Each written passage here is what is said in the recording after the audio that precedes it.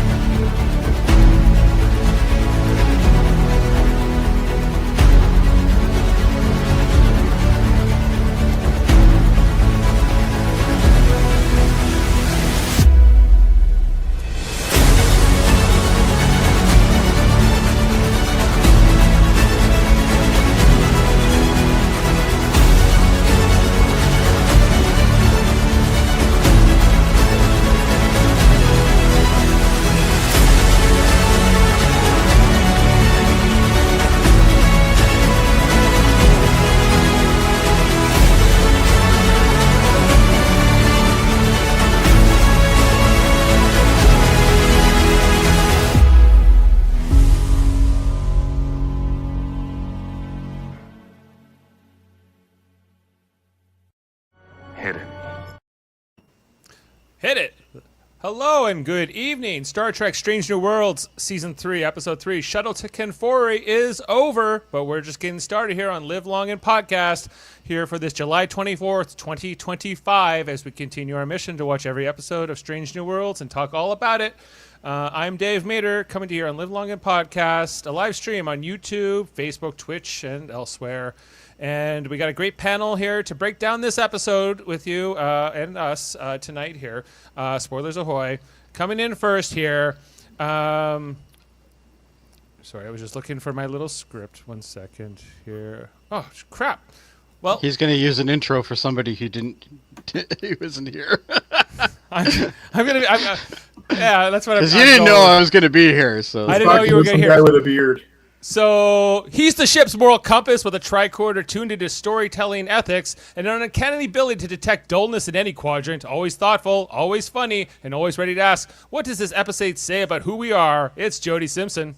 That certainly isn't my intro, but okay, I'll take it. It was actually Kevin's intro, but you know, what are you going to do? So all right, well, I'm honored to have gotten Kevin's intro. Yes. So. Coming in here next this was written for him.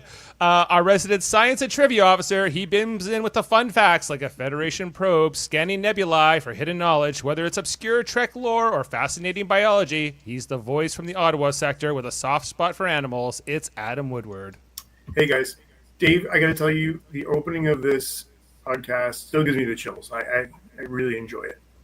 Oh, like the little the credit scene there. Yes, yeah. You know that? Yeah. Well, thank you. It's been a while since we made it, but I'm glad you like it. Well, there's stuff from last season on there, pretty recent stuff. So I guess I made it at the beginning. Yeah, it's from 2 years ago, but yeah, it's from like the beginning of season 2. Most of that footage there. Yeah, so we got with the three of us. We talk about this episode. This is the I guess what the 16th episode overall of Strange New Worlds, directed by Dan Liu. It can't be the 16th. No, it'd be like the 23rd. Oh no, sorry. Yeah, I was just trying to find the production number. Yeah, I'm sorry, it's the 23rd. The 23rd episode of Strange New Worlds, directed by Dan Liu and written by Onitra Johnson and Bill Wolkoff. And yeah, we're gonna break down this episode again. Spoilers if you have not seen it, and jump into it. But I guess Jody, Adam, now that we've given the spoiler warnings, zombies. Star Trek zombies. I enjoyed it. I'm a sucker for a zombie episode, mind you, but it's I liked it. I thought it was a good episode. I got to go to a strange new world, which is kind of what this whole podcast thingy is about. Well, this show's about. So that was nice. Because, I don't like wedding episodes. I think they're stupid. But anyway, but you guys already covered that last night. So yeah, we had a little bit of a revisit to episode 1 and 2. Yeah, I know you weren't a fan of episode 2 either. No. Not a huge surprise there. What did you like episode 1? Yeah, I thought episode 1 was good.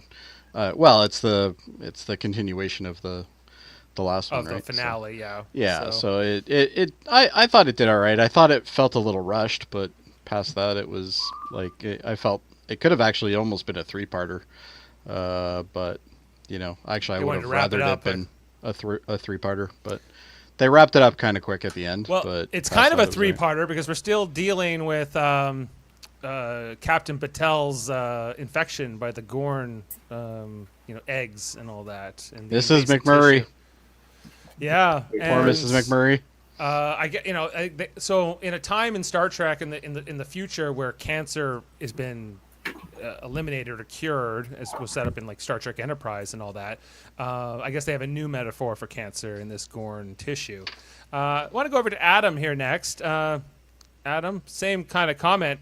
Do you like zombies in your Star Trek? It couldn't be better. Zombies and Star Trek. Like it was very good. Jody, I was a little disappointed with the second one as well. I'm glad it's out of the way. They've got their one throwaway episode. Nope, there's 3 in every season. We still have 2 more. I'm being optimistic and very positive about this. I don't think it's going to happen. I think you're wrong, but anyway. How many episodes are in a season? 10. Oh, it's only 10. Okay, so then there'll be 1 more. Probably right. Actually, You're probably right. 20% filler. That's what the show is. They should have just called it that. Strange New Worlds 80% of the time. Sometimes we had like, the captain going rogue again, the crew supporting him. We're not going to tell Starfleet about this. It was great. not to harp too much on episode 2, but like I think what they were kind of trying to go for was like after the Battle of Wolf 359. You had that episode Family, where they're at Earth and they're docked and like a way better episode than that.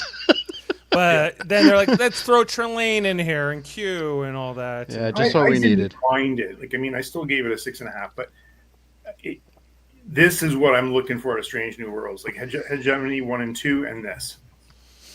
Right, and this episode is a bit of a sequel to Under the Cloak of War from season 2, which dealt with that Klingon ambassador, former general, war criminal guy. His daughter shows up in this episode to enact revenge on Dr. Mbenga for dishonoring her family and all this. So, and I love the talk in between the Doctor and Pike. I think. It's a nice relationship. The only thing I didn't like actually was her. I thought the actress was weak. Patel? Oh, the Klingon? Not Patel, the Klingon. The Klingon. Oh, yeah, the Klingon. She was. Yeah. She wasn't very memorable. Nothing special there. Sadly. Was it Christine Horn who played Baitha? Yeah, that's it. Yeah, whatever. She was. She doesn't even have a link here yet, but I guess it's probably Canadian, but who knows. Anyway, let's jump into this episode, talk about everything that we saw, and see how we felt about it. So it starts off with Captain Pike now out. He's back on the Enterprise. They're back out in space, and he mentions that doing his log. His girlfriend, Captain Patel, is going to be leaving soon because she's a Starfleet captain, and she needs her own ship. She can't just be hanging out here on the Enterprise, so she's going to need to move on. He comes back to her quarters. You see some of the stuff packed up here, but as he goes around the corner, he finds that Captain Patel has passed out on the floor, face down, and he has to rush over to, bring her to sick bay. The first thing I thought of when that scene happened was it the same crate that fell on Worf? Well, this can take you out for sure. Yeah.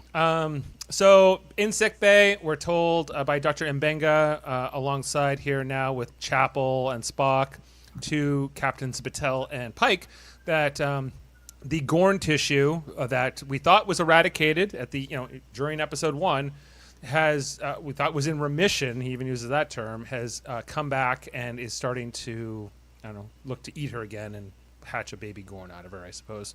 So.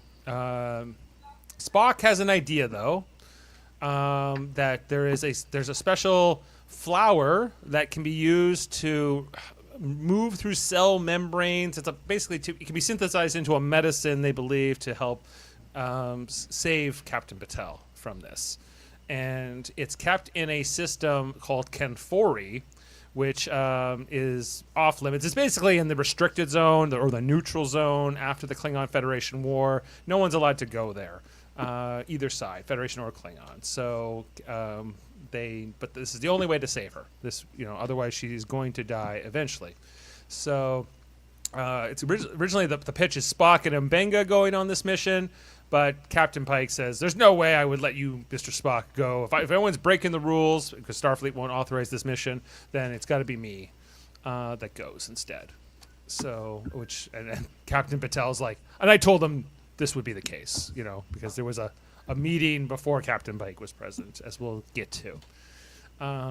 So they're on their way. On the bridge, they're starting to head to the ship. We see Commander Chin Riley in the captain's chair. We got on the bridge. I don't like her hair. She's getting more screen time this season already.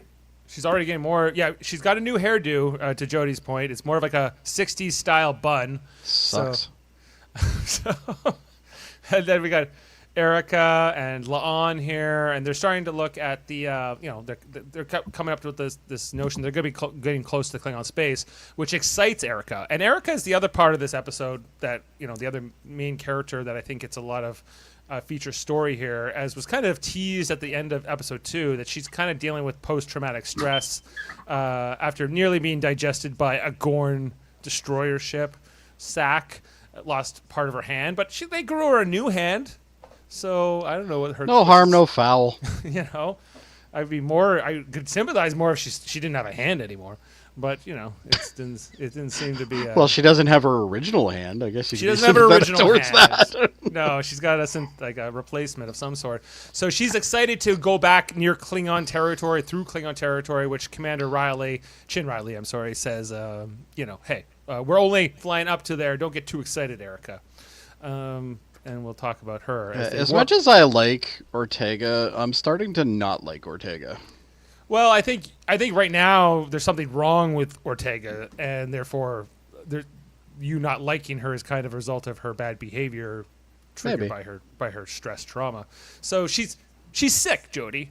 Everybody on this damn ship is sick. Aren't we all?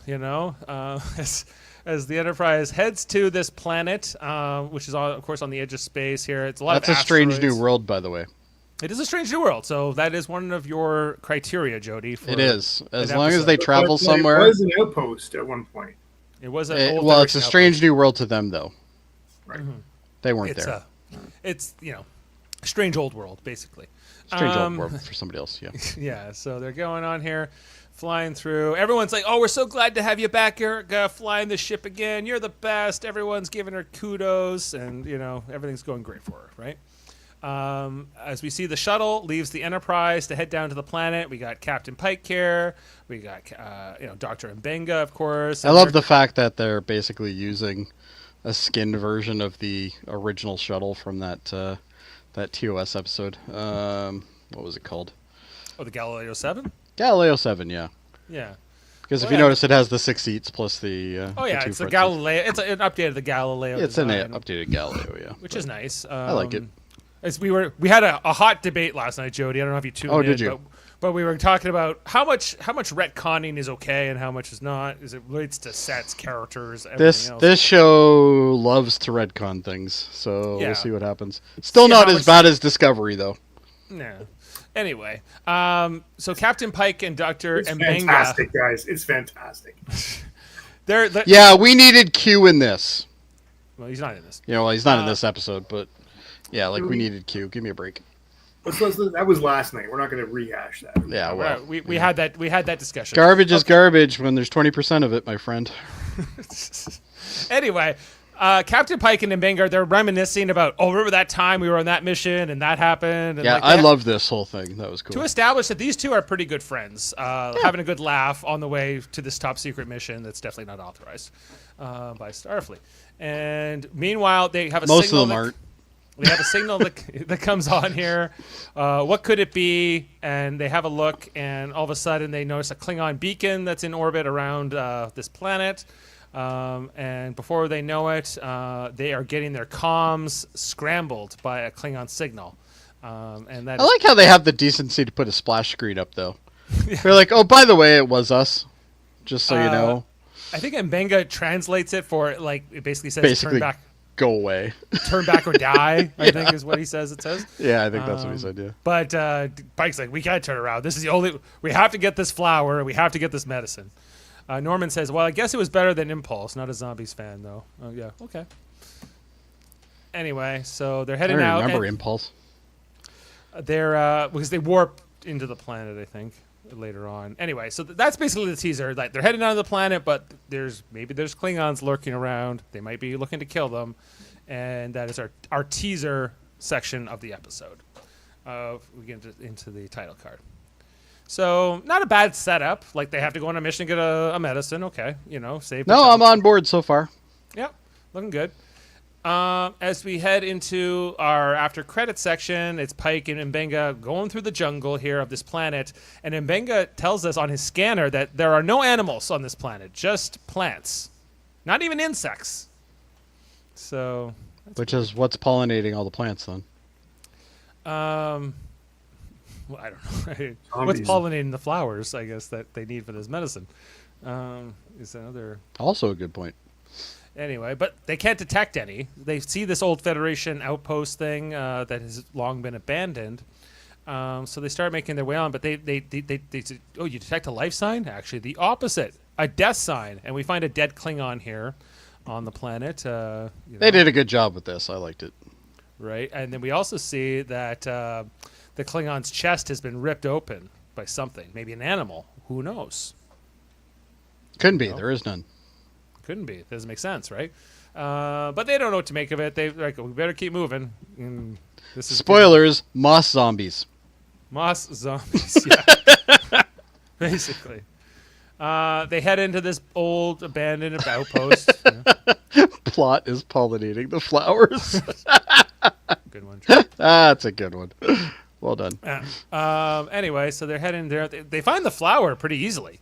It's right there, just growing inside the building, which is handy. It seems like a pretty important thing, though. You'd think they would have that in like some lab on like the 19th floor or something, like not just like literally when they walk in. Wild here, and it doesn't need direct sunlight, I guess, or maybe it's a. I guess there are certain plants that grow in the nighttime or in the shade.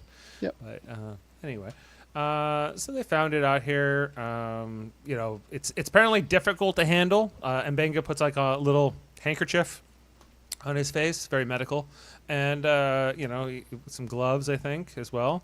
As he starts he has to actually remove the flower with like a laser scalpel, which I thought was maybe excessive, but maybe not. Maybe it's just the future. You gotta work with what you got. Yeah. Maybe you forgot the scissors or the pruning shears. Pike, I think Pike also helps, get a specimen here. He lasers one off, and then they finally find a footprint here while they're doing this, and they look inside this like pile of overgrown vegetation inside the building, and look what it is, a leg with a severed leg. I love how he's just holding it too. He's just like, oh, that's a leg. It's somebody's leg, or it was.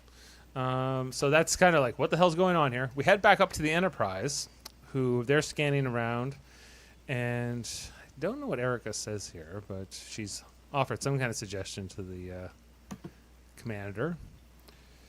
But I think it's then that they detected the ship, didn't they?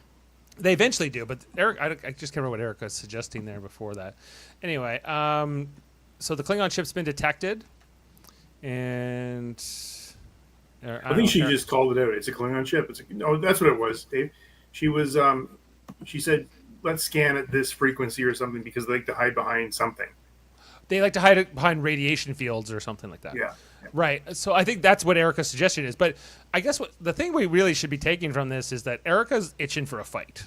But Erica's got experience in the Klingon Wars too. She has. Right. She also has trauma from the Klingon War.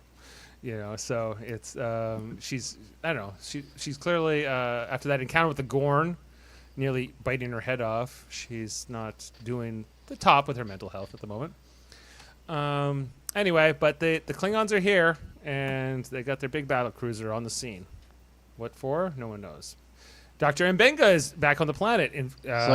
Yep, that's a leg. That's a severed leg, all right, and that's a boot. He's like, I'm so glad I brought the doctor with me. I wouldn't have not known what that was.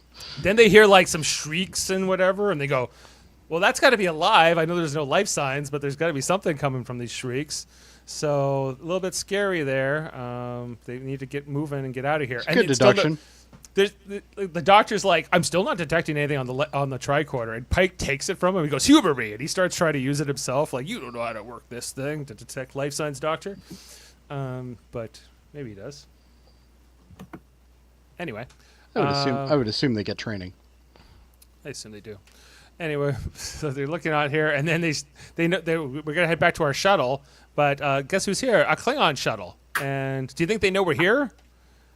Yeah, they know. Yep. Yeah, I'd say that's a pretty good assessment. As they destroy it, blow it up, and Pike and Meg are like, And I love this shot of them watching their shuttle on fire. Just and then the reflection perspective changes back over. Anyway, the Klingons are here. They got the Klingon boots in, and we meet our three Klingons, one woman, two men. As we mentioned, I'm just glad these aren't the Discovery Klingons.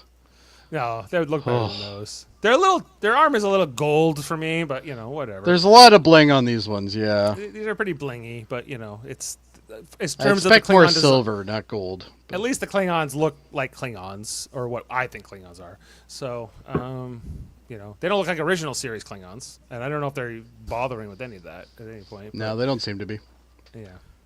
Anyway, the human stench lingers in the air, she says. They can't be far, so let's have a look for them.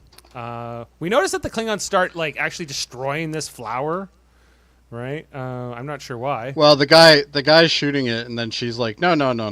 You gotta, preserve your ammo, yeah, basically. Right, save your firepower, yeah. We need our weapons charged. So she starts scanning, and she's able to actually detect Pike and Mbenga.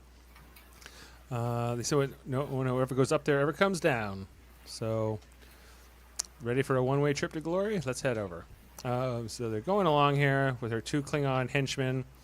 Pike and Mbenga are trying to get away. They of course have headed down, I guess, into the lower depths here of the building. They're hiding, trying to get out here. But then basically a firefight breaks out here between them because the Klingons know where they are.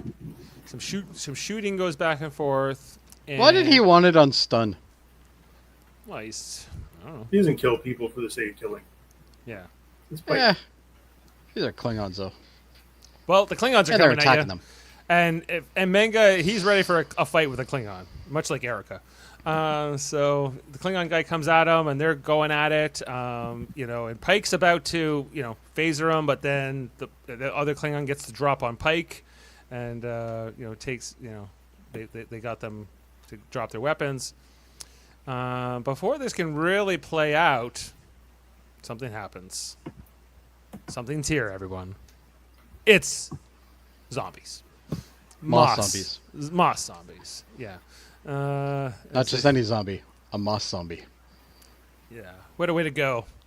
Not undead. I guess they're still, because we see them getting stabbed and shot and vaporized, and they're pretty easy to dispatch. They're as easy to kill as a normal person would be. Well, yeah, but they also mentioned that they were playing with it genetically with another plant or something, and they've made them so that they basically live forever. Yeah, but the Klingons caused that, didn't they, in the war? So that's why they probably were shooting plants. Yeah, because this was a farming colony where they were trying to crossbreed certain grains and crops, and then the Klingons attacked, and their field of radiation allowed this to mutate into basically a zombie thing. So here we are. So these are all Federation and Klingon people that have died. Well, they're not dead until she vaporizes them here, for instance. Well, I'd say that guy's dead. Now he's dead, but they're not undead, I guess is what I'm trying to say. Fair enough. And kind of like the 28 days later zombies, they're not undead either. Anyway, so we see the zombies devouring one of the Klingons. They're just hungry hippos. I like the fact that they didn't make it grotesque or anything. They just made it so it was creepy. Yeah, they didn't go for the full horror. It wasn't No, they just they made it enough so you got the point. You don't have to have all the gross, which is good. They didn't Walking Dead it. Yeah. They didn't even Day of the Dead it. No. Anyway, so that's how it's going on. We head back up to the ship after that as Pike and Mbenga run away, and we're dealing with Captain Patel here, who's in a lot of pain up in sick bay with her Gorn tissue, coming along here. She's suffering. The painkillers aren't working. What can they do for her? So Spock's like, hey, Vulcans have this technique of like dealing with pain through mental meditation. I don't have time to teach you. Everything's a fucking mind meld with these people. Right. Everything. I don't have time to teach you, but guess what? We do have time for a mind meld. Are you low on vitamin C? Mind meld. Yeah, well, it is the ball. The ball's dealing with pain was pretty good. Like, sure. Mm-hmm. So Captain Patel's in no mood to argue. She's like, whatever, mind meld me, do it. Whatever's gonna give me. Well, she's in a lot of pain, so yeah, totally makes sense. She's like, yeah, give me anything. I don't care. Yeah, our minds are one. Let's go. So Spock initiates the mind meld. And it's going along, and she's got some temporary relief. It seems to be going okay, but then all of a sudden, there's something else going on in this mind meld. There's another presence. Could it be? It's the Gorn. Right, it's the Gorn, because I guess even a couple of Gorn cells can somehow create another Gorn consciousness here. So it goes kind of bad. Spock's screaming in pain. Patel's screaming in pain. See, the only thing I got from this entire scene was that the Gorn have the ability to take out Vulcans. Right. They can deal with these mind melds. You don't want to mind meld a Gorn, it appears. Well, you know the other thing, Jody, is that Spock can deck an ensign, throw him across the room, and you just move on. Yeah, Spock is like superhuman in this He was show. in a mind meld, Adam. Come on. So, with a Gorn lady. He just makes them fly, too. Right. That poor guy only just got a full-time assignment on this ship. Yeah, so Now, I'm so happy to be here, and then bang. And then bang! Just gets taken out by Spock. As we alluded to in the episode, or a little bit, but like what will come up later in the episode is that Patel is basically considering a treatment proposed by Dr. Mbenga and Spock, which is going to turn her into some kind of human Gorn hybrid that is going to allow her to, not die from this Gorn tissue. I see peace between the Gorn and humans after this. This is down the road. Could be she could be the bridge, but after Spock kind of comes to from the mind meld, we see that he has like Gorn vision now. He can see how they see Heat signatures, yeah. heat signatures and sort of thing. It looks really cold. Yeah, I don't know. I guess this is Gorn vision. Anyway, so poor ensign guy, the only other guy who wears that chapel uniform. I'm glad they brought him in just so I was like, is Chapel the only one who wears this white uniform? But now there's two. I just think it's completely irresponsible for her to even wear a white uniform in her position. What is it? Well, you got to change it every 10 seconds. Like nurses and doctors wear white. The doctors wear white. Yeah, the doctor in this Discovery wore white. What was his name? Culber, and then Bones in the reboot made it. What is this Discovery you keep talking about? I will just to bring up Discovery one more time, Jody. The one thing I did kind of like that was a fun thing because yes, like Culber would wear white, right? But his Mirror Universe counterpart wore red because the Mirror Universe, the Terran versions, they don't care about getting blood. They want blood all over their uniforms. So they're Makes a little sense. bit different. Anyway, Spock throws the guy across the room, and then we see like Chapel has to like full on slap Spock across the face. She just to, like, bitch slaps him. to get him out of this Gorn trance or whatever. It is a good old slap she gives him. Yeah, she really wails him. Right, and then he's like, I'm good. Okay, sorry, Captain. I'm going to head to back to the bridge. And like, Buddy's still picking himself off the floor there in the background. Well, he just got hit by Spock. Like, that's got to hurt. Yeah. Surprised he's still like awake. Yeah, he just got hit by Chapel. I guess that really hurt. So, anyway, he doesn't really know. He kind of shakes it off and leaves. But it was not, well, I guess Mrs. McMurray needs a drink. She's doing better than she was a few minutes ago, so I guess it was worth it. Anyway, then they have a conference here in the With helmet hair.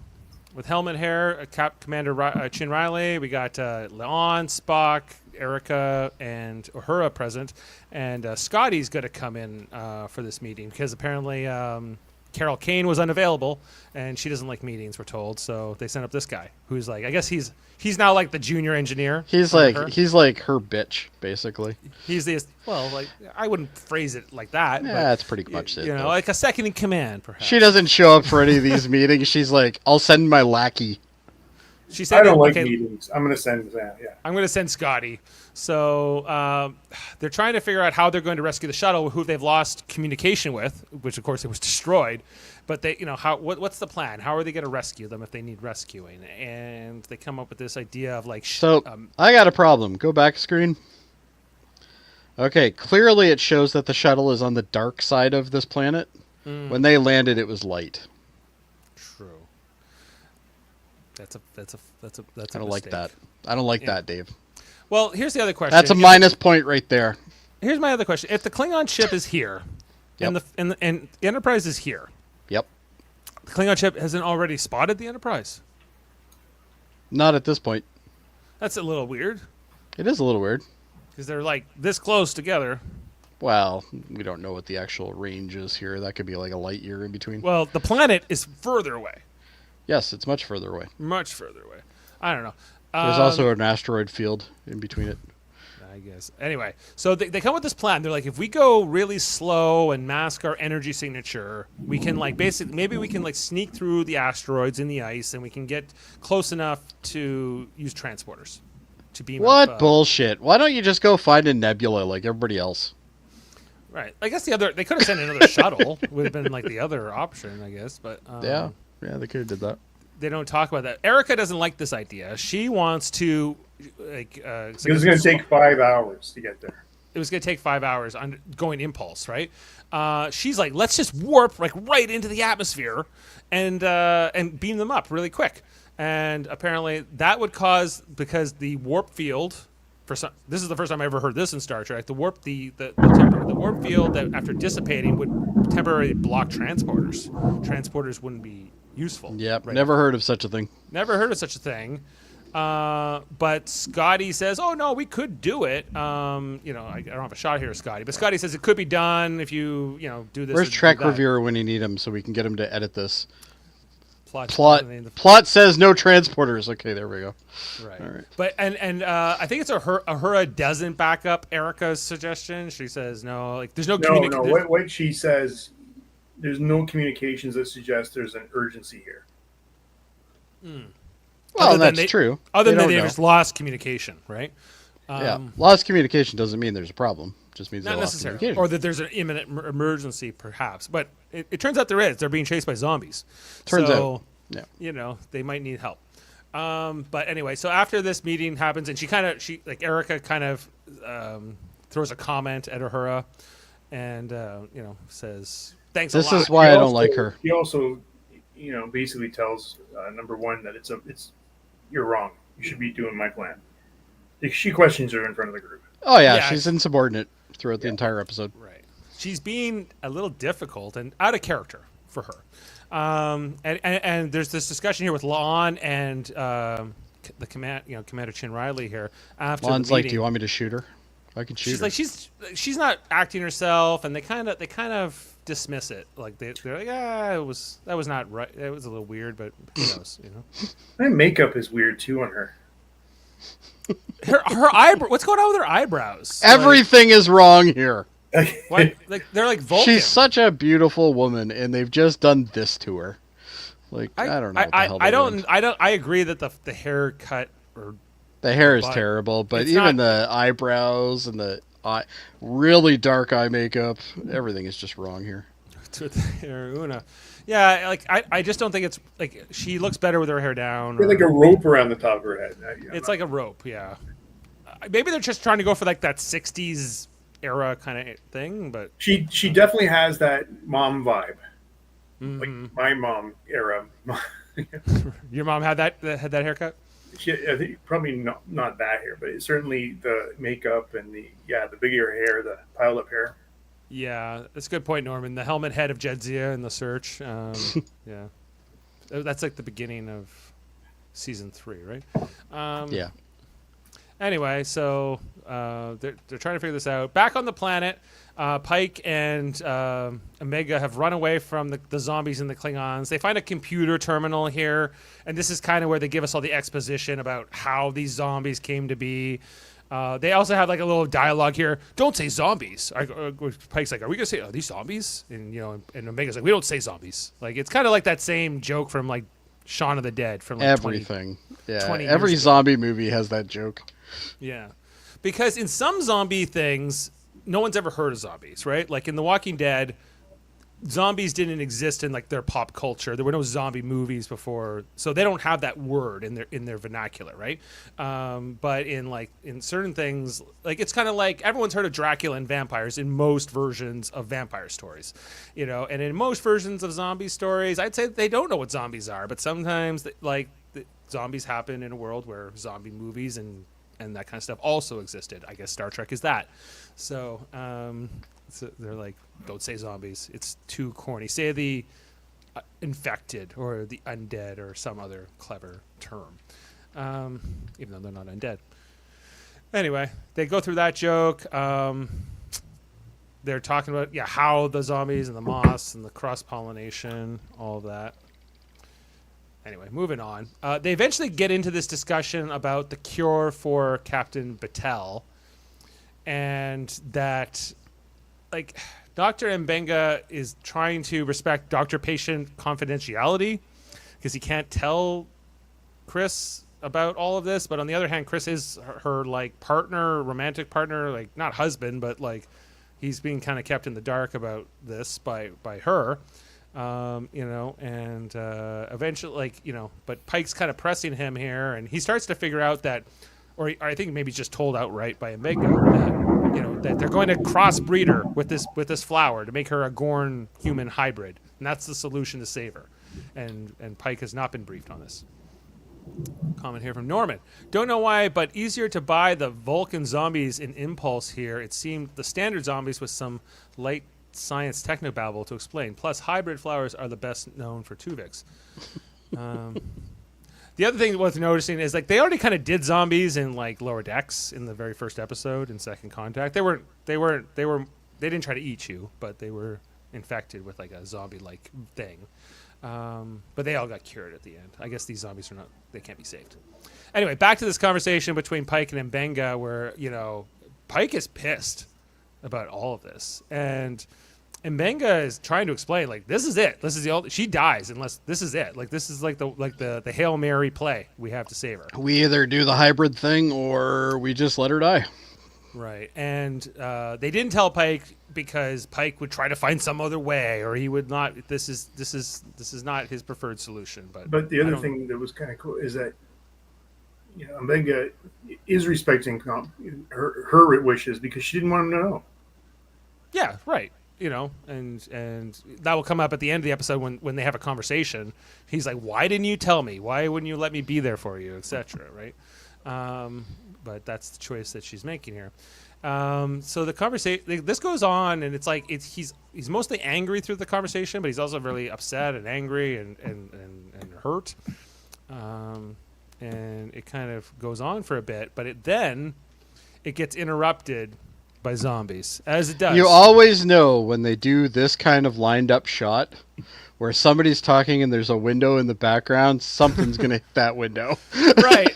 I was watching some show where like somebody was like walking like backwards on a street. I'm like, they're going to get hit by a car. Like yep. Meet Joe Black Every style. Yeah. It happens every time, and it always does. Like, you always can see it coming now. Because people just get hit by random cars just standing in the middle of the street. They never hear them coming. The driver never sees them coming. Or standing there, apparently. But I digress. That's not what this is. This is Zombie Window.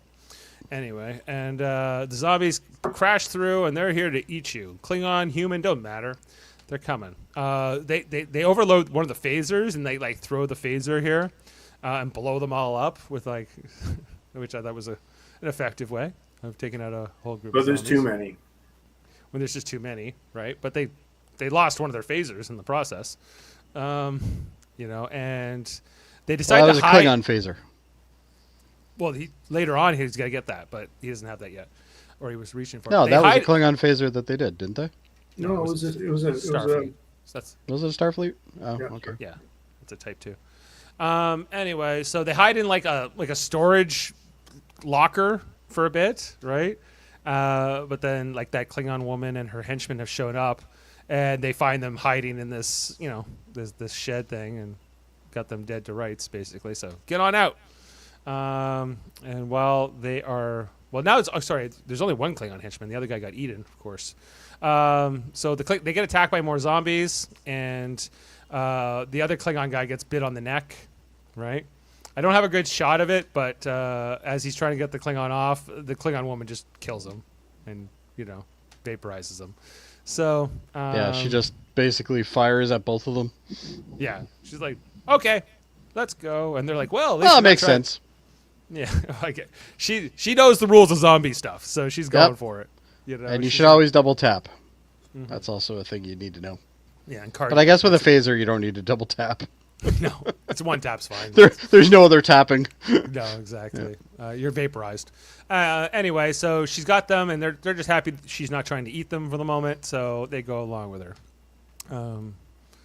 Then they head up to the roof of this building. I guess they took an elevator or the stairs. I'm not quite sure, but she remotely calls for the shuttle. I absolutely hated the shuttle. The shuttle's like a bug. It's fucking ugly.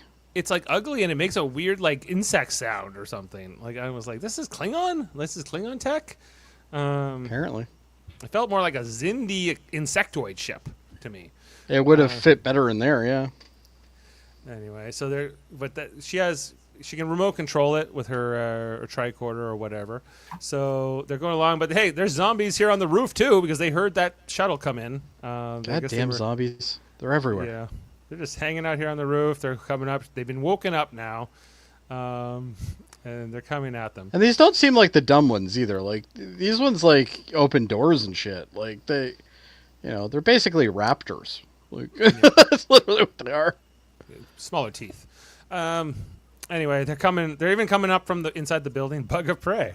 Yeah, I like that. So they're fighting the zombies, and they're trying to keep them out. They're trying to keep the door closed. Look at that guy. He looks pretty gnarly. He looks happy though. Yeah. Coming at them here. I guess they were also going for like a Last of Us thing because the Last of Us is a fungus zombie, and these are moss zombies. A little bit of a variation. But Pike. Luckily, guess what? There's a force field thingy up here on the roof, and Pike is able to get that activated in time to sort of. And of course, it works. Of course, it works perfect. You just have to turn it on. So that's handy. The zombies are here, but Klingon lady, she's not happy here. Now we don't even fully know why she's here yet, but she eventually she stabs Pike in the leg.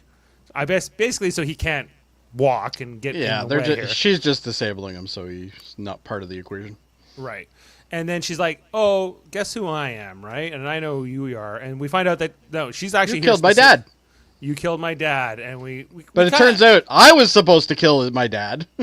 She wanted to kill. Okay, this is the only thing I didn't understand was because he was a lapdog for the Federation, right? She says, but she also says that her father was a war criminal, right?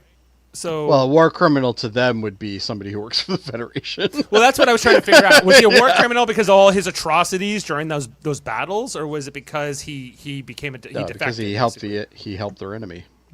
Okay, that would be my guess anyway. You agree? Is that your take too, Adam? Yeah. Okay, because she basically says like he brought lots of dishonor. Right, and I wasn't sure. They've been cast out. What's the word they use? Oh yeah, I know what you mean. Yeah. Discommendation. Discommendation. Yeah. So she feels the only way to get back in with the Klingons is to kill M'Benga. Right. She had to grovel for the ship and everything else. I do like how M'Benga said before she reveals it. He's like, "I've killed so many Klingons that you're gonna have to be more specific of what house you're from, because he's a bit of a badass." Yeah. Anyway. I love the fact that Doctor is the Doctor is legitimately a badass. Yeah. He's a warrior doctor. Well, he was a frontline doctor, so yeah, he would be. Yeah, he can fight. And I like that aspect of him here. And we also find out he has 4 ex-wives, so he's a complex character. Yeah, and he says something along the lines of, "I don't think you should be taking advice from me or something, because I've had 4 ex-wives." Right. Yeah, I'm working. I'm working on that or something. Yeah. I'm Yeah, working he goes, on "I'm that. still working on that." Yeah. Working on number 5. Anyway, back up here on the ship, Erica is going through with the agreed upon plan, which is to go very slow for 5 hours through the asteroid belt, not get detected by the Klingons. And then they're told they have to bring it down even more. Yeah, even slower here. 1/8 impulse instead of a quarter impulse. Right. Spock's monitoring as they kind of they go right by this Klingon ship. If anyone's looking out a window on the Klingon ship, I was sure they would see them. Right. They're too busy eating gah. Maybe. And so they're moving along. There's no indication the Klingons detect them right away. But as they're going along here, we see that Erica intentionally goes just a little bit faster. Just enough. Well, she brings it down and then she brings it back up again. Yeah. Right. Just barely over that threshold, right? So that the... so she's now defying orders. Right. So this is one thing, again, with the tech of this show, everything is done with a stroke of a finger rather than a lever that you push the throttle forward. Right. Kind of miss that. Full touch screens. Yeah, not a lot of analog manual controls. And I think, remember how Tom Paris was like, "I'm tired of tapping panels. Let's give me some real buttons," And I guess that's not so much the philosophy here. She basically used her pinky. Yes. On the left hand there to bring it down, yeah. Bring it down and then bring it back up. Right. And Erica later will defend this and say anybody could have made that mistake. And Una's like, well, I normally would agree, but not you. You wouldn't make that mistake. That's not you. So I like her dressing down later. I think that was pretty good. So they've been detected, and now basically Una has no choice but to go through with Erica's plan to warp into the atmosphere. Well, because she's been forced that hand because of Erica. Right. Which she doesn't completely realize yet. And then back on the planet, this is Mbenga. He puts a tourniquet over Pike's wound in his leg. And then we got this... I think this is where we get the exposition about, who her father was and who she killed. Yeah, and the only way she can restore honor now is to kill the person who assassinated her dad. Right. Even though he was... makes no sense. It doesn't really make sense because he was already dishonored, so shouldn't his death even bring you... Well, their whole family was dishonored, including her. I don't understand, though, how she can restore the honor by killing the guy who killed her dad, I guess. Because Bega took that away from her. Right. And that's how she could have regained. That's how she could have regained her honor by killing her father. Yes. Yes. That's why she was. She did say that. Yeah. So when Worf was discommendated, if Alexander he had Alexander, it doesn't matter. If Alexander had killed him, theoretically, he would have got the house back into good graces. Probably. I don't know. Okay. That would have been about the only good thing that Alexander ever did. Alexander would never be able to kill Worf. I'm sorry. No, he wouldn't. Not even that grown-up version. Just from the fucking future? whines too much. No. He might whine him to death. That's about Not many people could kill Worf in a duel, but anyway. I don't know. He got his ass kicked a lot in Next Gen, so I think there's a lot of people who could kill him. Data definitely could. Data threw around Worf a few times, so that fight would be over quick. Anyway, you know who I think could kill him? The Gorn. The Gorn.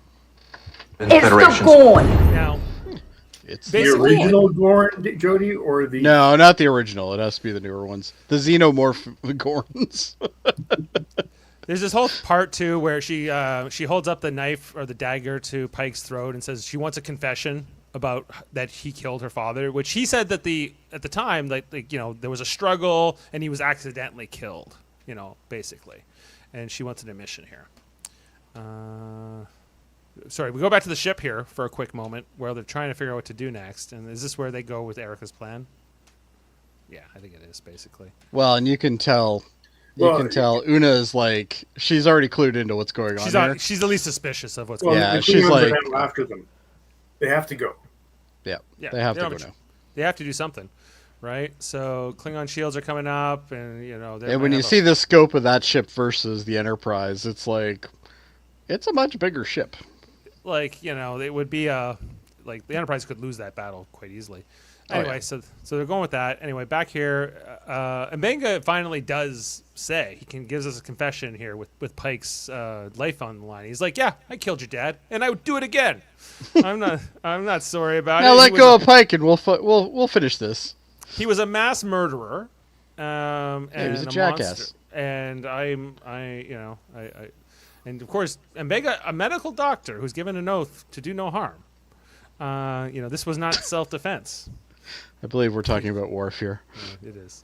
Yeah. Right. And that she can't come. So then, now that there's been an admission here, she throws a dagger down at Mbenga's feet, and she says, "Okay, we're doing it. We're having a good old Texas strap match here, and it's a cage fight, basically." Yeah, she pulls out the strap that is laced in her dad's blood, which I don't know how she got. But anyway, and they tie their hands up to each other. Right, just like an old time wrestling match. Yeah. Anyway, so he's like, "You want to do this?" Like, and Mbenga's like, he's like, "I'm down. Let's have a fight. Let's go." He's not too resistant. So she throws the strap on, the blood, as you mentioned, Jody. And just as they're about to start, like, this zombie like comes at the force field, and she's like, she attacks. A little dishonorable, I gotta tell you. But she doesn't have her honor back, so if you're ever gonna be dishonorable, do it when you don't have honor. So that way you can get away with it. You can get away with it. You're already in the doghouse, right? Mm-hmm. With Stofakor. Anyway, the fight goes on for a bit here. I don't have a ton of it, but eventually it's a good enough fight. It's a good enough fight. And Mbenga ends up basically besting her. Eventually, gets her on her back. He has the chance to put the blade through her face or neck or whatever, and he holds it up and he basically yields. He's like, "Nope, I spare your life," which is an insult. An insult. That's she like wants double to die with honor. Yeah, that's double dishonor. Well, and I think that's the reason why she then kind of throws herself towards the zombies, because she's like, "Well, at least I can die fighting. I can die like protecting you two, which is a noble act, which would get my honor back, right?" And all that as the force fields are coming down, right? I think Pike's like, nobody will know but us, and he's like, "But she'll know, like she'll know she had her honor." It's not just about having the approval of other Klingons; it's also about, like, I guess, a spiritual thing, right? Self-worth. Self-worth, yeah. But here come the zombies. They are getting through the force field. Just then, back up on the ship, Erica is finishing her maneuver to warp right into like the upper stratosphere of the atmosphere of the planet, Kenfori. The friction. Well, at least they didn't time travel, so that's good. That's good. Scotty's trying to work on his special thing he promised us earlier, where he can beam, even though the warp field's dispersing. I like his little comments to himself. I shouldn't guarantee anything. I shouldn't guarantee anything. Like this guy playing Scotty, he's fun. He's a little too playful for me sometimes, because I think. Well, I think he's taking it from where Scotty was to where he ends up being, right? Because like Scotty he's showing a lot of the same things that Scotty does when he's older. Like, yes. Like, remember, like, when, he's talking to Jody and he's like, "You never tell them how long it's going to take." Like, he's more reminiscent of that era of Scotty than he is of, like, original series Scotty, right? Yeah, but I think this is supposed to kind of show what he's going to eventually be like when he's older, but I don't know. Adam, I agree, though. It's not hitting in the right order, I guess, is a good way to look at it. I enjoy it. I got, Dave, I'm sorry, but I do enjoy this. I think it's no chapel wedding. No, it's the problem that Dave has with why bring him back. It's not the original. Why recast him? Why do all this, right? Like, so. But we had that debate last night, and I'm moving on. Anyway, so the Enterprise is burning up here in the atmosphere. It kind of reminded me of Star Trek 3 when the Enterprise was eventually destroyed on the autodestruct and crashed. It was reminding me of letting Troy fly a ship. That's what it was. This is like they just got this ship fixed. They were like 3 months in like space talk or something. Can't have nice things, Hey, that's just the way life goes on the Enterprise. You break it, you build it again. This is why it will look completely different by the time Kirk takes command. So, That's why there'll just be duct tape It looked like across the original floor. series version, It will look too. like the 60s because that's all they can afford now.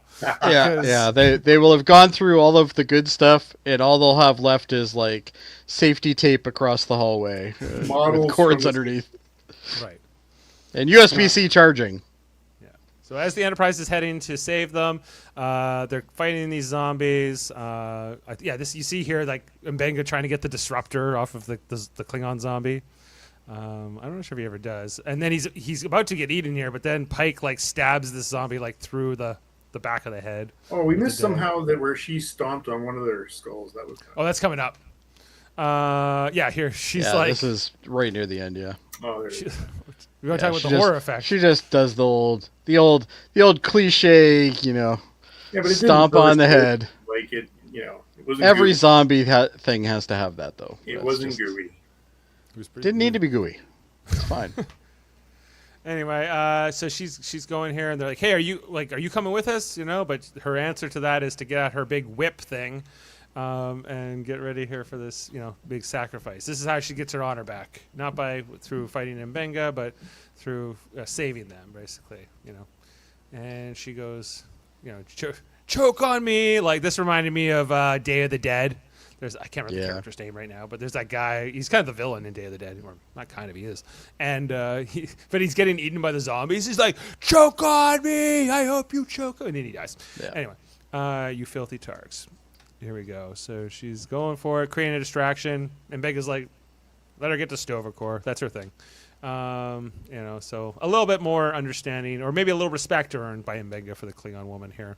That came to avenge He's her like, well, father. either I had to kill her or they do. Right. As the force fields like fully come down. He's here, like the Shaft of Star Trek. That guy just like kills everybody. It's great. Yeah. So she's fighting here, but eventually Don't you be talking about him, bigger. Oh, I mean, on the Enterprise, like while the gravity plating is failing, while they're trying to beam, Mbenga and Pike back up. So I liked this. I liked how like all the gravity went out and they had to deal with all that for a minute or two. So this is what they do need, like the seatbelts. They absolutely. This just proved it again. Yeah, I think for these kinds Why of don't they have scenarios- seatbelts? Yeah, like This some- scenario definitely could happen. No, I don't know. Guess it doesn't happen enough. So Scotty's having to operate the transporter, basically in the air. Well, and he says something like, I kind of have to do this a little off. We'll try. Hopefully it works. Luckily, things are tied down. But yeah, okay. There you go, Adam. The only place on the ship with actual physical button seems to be the transporter. Like the controls there are still. Or does he have the No, levers? he still runs the fingers up. Okay. But is there levers or is it just I don't know? There's no levers, No levers. from what I remember.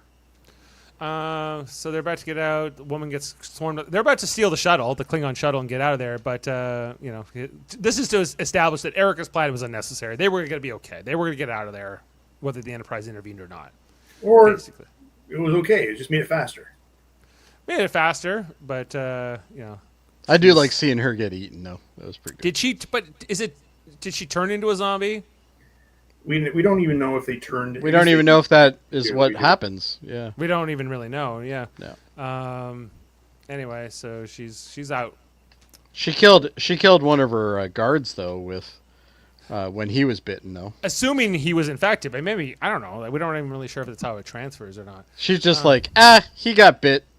Let's just kill him anyway. And as she's dying here, or swarmed or by the zombie, she's reaching out and trying to reach this like for the flower, for whatever reason. So I'm not sure what the significance of that was, as we cut away from there. Back on the ship, I guess gravity starts coming back, and the Klingon battle cruiser is now here. They're pissed and they're ready to attack the Enterprise. There's so much wasted space in the UI on that damn view screen. Drives me nuts. Yeah, it's quite the widescreen. Put something else up there. Like put up like system stats or something. Well, they can The do hell that. We've seen that before too. Yeah, I know, but like But why it's would kind you? of funny. Is like when they're looking out the window, they're all leaning forward and look. They can look Yeah, and they're all trying to like follow it. They're like, Yeah. They have a panoramic view right here. You would assume the camera outside would just adjust, but I guess not. Anyway, they gotta warp out of here. Get us out of here. Warp speed right away. And the Klingon ship's firing a torpedo, but boom, Enterprise is gone. So That torpedo was like the slowest ass torpedo I've ever very seen. slow torpedo, yeah. They're always slow. They're slow. They go at the speed of plot. Anyway, so some fancy flying. Uhura's saying, "Good job, Erica. You're the best." And Erica's feeling pretty good here about how it was all played Well, out. she ain't in a minute. But Commander Una here. I love the look at her though. There was no congratulations from Una. No, she knows what's up. Una's about to dress ya. Down in sickbay, we got Spock here working on the medicine for Captain Batel, getting that ready. The amount of Windex they must go through on the ship is just insane. They put everything on these flat glass panels, like. And we have this conversation here between Pike and Mbenga, which I thought was interesting. Where Mbenga's like, so I kind of admitted that I killed a guy, and falsified reports, and Pike's like, well, technically our mission never happened, and I don't have to file a report, and I don't need to like turn you in. But Mbenga says like, but what if you had to? If it was a different scenario and you did have to file a report? And he's like, oh, I just would have said my friend made up a story to save my life. So a co-conspirator in the murder of whatever his name was, the Klingon guy. So Doesn't matter. He's dead. doesn't matter. He's dead. And he was a mass murderer. He was a war criminal. He was all these things. It's fine. But Mbenga did kill him. Anyway, so that's left there, and then we get the scene here with the undressing of Erica from Una. Well, and she even walks in with a smug fucking attitude. It drives me mental. This character I used to love. Like, the first season, I loved her. Second season, she was okay, but now it's just like... and yeah, I get it. She has trauma, whatever. But, like, that still doesn't change some of how you do, like, some of the shit. She's so fucking smug. It just drives me nuts. You know what I really enjoyed is that, like, number one is playing the perfect number one. She's the disciplinarian. Yep. She's the person that's supposed to do this role. Like, Pike's going to come back and make sure that, Ortega's is okay. Yeah. I can say, are you okay? I can hear that conversation already. Yeah. She is, like, doing things by the book and making her do training. I love it. Yeah. And she's like, I know you moved your little pinky and you went a little too fast and you caused that situation. I know what you've done. After I already told you that I wasn't going to let you do that. Right. So Una says, I'm taking you off duty for 2 weeks. You're going to go to the warrant officer to deal with some disciplinary issues, I think, is part of chain of command. How to follow chain of command. How to follow chain of command, right? Which, of course, she already knows, but she apparently doesn't. She's about to know it again for the next 2 weeks. This is the era before counselors are on starships, I guess. So there's no one like. Otherwise, you probably would have heard her to counseling. But we're also told earlier, like with the conversation with Lon, that she passed her psych test. Like whatever safeguards they have to deal with who might have too much trauma or mental issues going into duty. Like she passed. So either the Starfleet psych test sucks, or she's just a pompous ass, which could be either way. So, yeah, could be, or a bit of both, or she's like whatever. Oh, the other thing I noticed here, like, this is an aside though. What is this? The NX-01 here, Jody? It is on the screen. Yep. Is there a particular reason it's on the screen? I think it's actually just a picture in her quarters. No, this is the meeting room. This is the boardroom. Oh, is this the boardroom? So why not? Well, you have various ships. Maybe it flashes through all the different ships. Maybe Yeah. I just was. That's curious. definitely the NX-01 though. It's definitely or Like, it's no like, question. or it's NX class at least. It's an NX class anyway. Yeah, I don't know if it's the 01, but it looks like Earth behind it, so I'm guessing it probably is the 01. Yeah. Or it could be the sister ship. Anyway, there's just a little thing I noticed. Anyway, Erica is dismissed here. She says thank you, sir, and whatever, but she's technically, you can tell she's got an attitude about it. She's not thrilled with this, and you see her like her arms as she like goes up the room and then starts walking. Anyway, when are they going to start the tachyon scan? Final Because they scene. need to do a tachyon scan because there's a saddle there. So somebody has to go back for the saddle, and then Starship Mine. Come on now. Yeah, I'm with you. The final scene, Captain Patel pouring a glass of wine, and this is where Pike's like, "You're becoming a Gorn lady now." Is that what's happening? Is this the medical treatment? But he's mostly upset that he wasn't in the know. He's like, "How are we gonna have sex? This is gonna be awkward." Yeah. Are you gonna have a tail? I don't know what's happening here. He's like, "I might just go back to Letterkenny." Right, but I don't know. Like this is a cancer metaphor, I think, in this episode, and I think that the scene plays pretty well. I love this quote, Dave. I don't have time to worry about how my dying hurts your feelings. I did like that quote. That was great. quite the line, and relatable.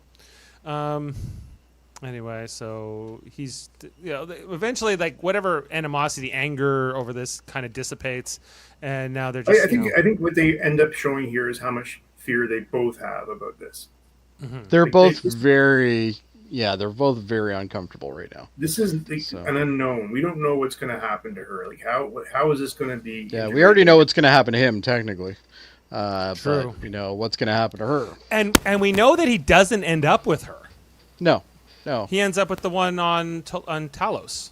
Yeah. Right? So this is not... Unless they retcon that, but I don't think they will. I don't think they're going to. No, I think they're going to... Well, let's just see what happens. I think she's going to die. Okay, there you go. Thanks. Yeah, she's going to die at It's not a spoiler. It's just a prediction. I don't know yet, but... But maybe I think she's going to die, and that's going to make him more reckless, and then that's where we're going to eventually get into his... Or she's going to turn into a monster or something. Oh, I hope she turns into a xenomorph and starts killing everybody. Or he has to kill her. Yeah! Right. I don't know why I'm cheering for that, but it sounds good. Well, that's the end of the episode and everything else. So Dave, I don't have any real fun facts, but I can tell you this. I was reading a lot during this episode. There's a lot of chatter about, first of all, how good this episode is. People really seem to enjoy it. Good episode. But more than that, there's a real preoccupation with two things. Una's hair and her makeup, and Uhura's hair as well. There's a lot of chatter about Uhura. I liked Uhura's hair better. I didn't even notice it. It's growing. It's getting longer. Ah. Yeah. So that's the big discussion going on the web right now. Okay. Yeah. I don't. It's always hard on the same day to get any kind of notable trivia. Yeah. It's hard for that. But one thing. The episode title is a nod to the 2016 South Korean zombie film Train to Busan. Additionally, the name movie, by the way. Yeah, Train to Busan, Shuttle to Kenfori. Okay. And additionally, it's one of my favorite freaking zombie movies. I love it. Yeah, I've watched it with Jane, or at least parts of it. The sequel's not that great. Sequel called. Additionally, the name of the planet Kenfori is a nod to actor Kenfori, who starred in the 1978 zombie movie Dawn of the Dead. Oh, I didn't even put that together. That's cool. Kenfori, who's also in the remake. He's the Zack Snyder version. Many years later. Anyway, okay. Well, that's our fun facts. Let's get into our ratings now. Jody, we need to catch up with you for your official ratings for episodes 1 and 2. Okay. As a first matter of business. So 1, I would probably give that a solid 8. Okay. I'm gonna go.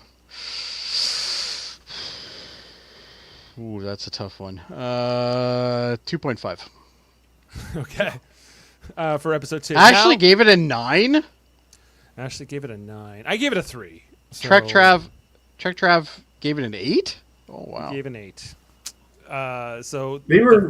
If you go back and watch their discussion, they really liked it. Yeah, and I'm not saying you shouldn't like it. I'm just saying I didn't like it. Well, to each is your own, I guess. But sometimes you're wrong, and they are. But you didn't like Wham? The Jitterbug. I didn't like it in the 80s, and I don't like it now. You didn't like Spock doing samba dancing and whatever else he was doing? No. The whole episode was a waste of time. Yeah. Okay, this episode, Shuttle to Kenfori. Oh, yeah, I guess I should probably rate this one.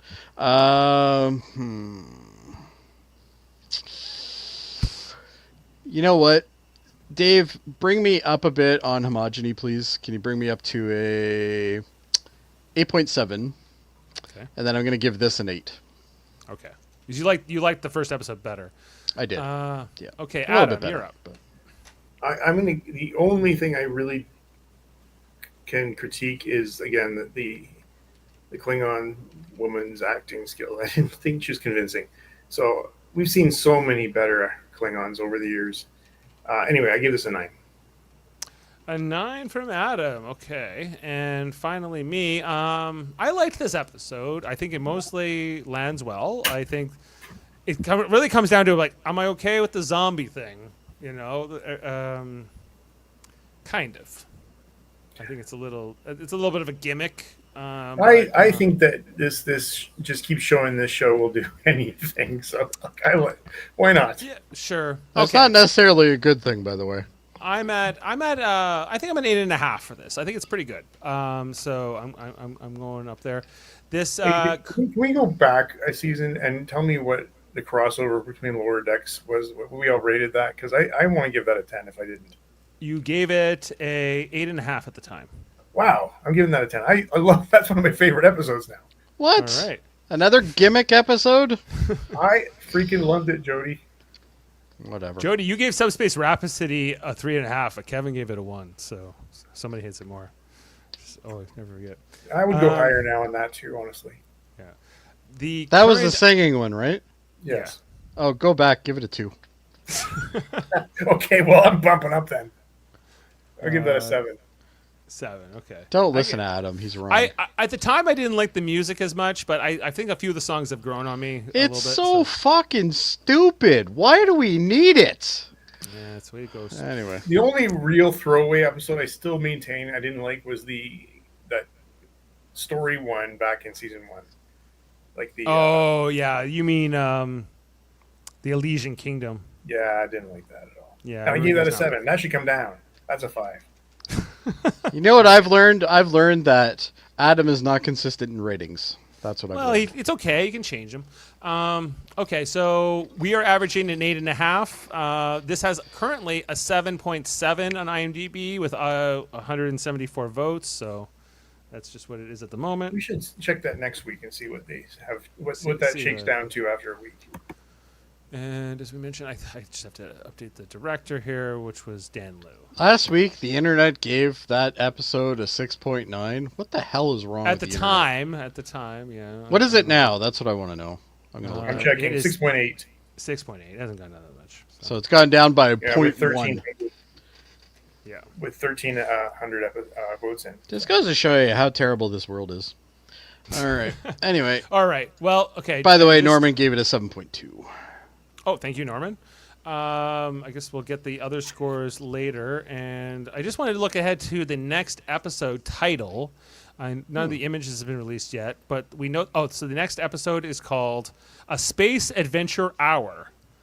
And it will be directed by Jonathan Frakes. So, I could go either way with that name. Frakes. It depends if we get Thomas Riker or William Riker directing the episode for what the result is. But generally, Frakes is pretty reliable as a director. But they have been exceptions. He usually does a good episode, but he only can work with what they've written for him. Right, stormy weather. Okay, let's sign off for tonight. If you didn't know, we cover episodes of For All Mankind every Monday night here on the channel. We are currently into season 2, episode 7. Don't Be Cruel being the title we are going to be looking at this Monday. So tune in for that. And check out all the great content we have here on the channel all the time. All kinds of Star Trek stuff. Jody's got figures. You should take that to the Truckle Trunk with Davin sometimes. I will. I'm sure he'll get a kick out of that.